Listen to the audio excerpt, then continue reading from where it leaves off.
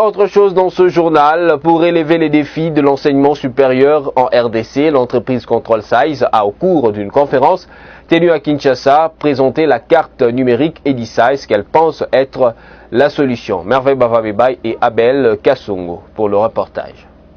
Révolutionner l'enseignement supérieur et universitaire en République démocratique du Congo est un des cheval de bataille de l'entreprise de droit congolais spécialisée en informatique Control Size en collaboration avec l'Université protestante du Congo.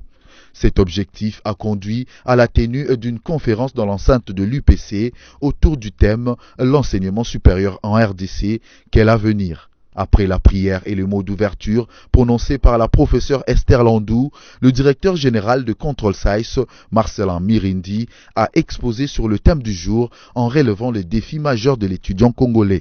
C'est suite à ces faits que son entreprise a créé la carte numérique EdiSize qu'il considère comme un premier pas d'un long voyage. Nous avons beaucoup de problèmes, mais que nous pouvons résumer en 5 grandes familles. Du coup, nous avons pensé à une solution qui est une carte d'étudiant numérique qui permettrait de centraliser toutes les informations sur un étudiant. En gardant une pensée pieuse sur la jeunesse meurtrie dans la partie orientale du pays, le coordonnateur de l'association sans but lucratif Jeunes engagés pour le développement, Chris Mbidika, présent dans la salle, s'est exprimé en ces termes.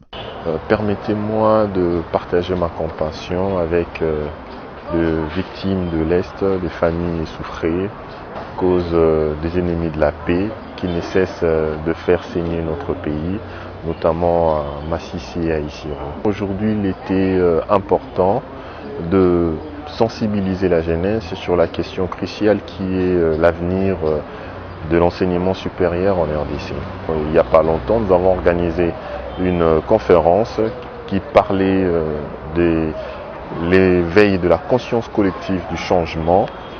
Et cette dernière, les conférences que nous venons d'assister, constitue un tout de cet même élan de vouloir contribuer à l'éveil de cette conscience collective.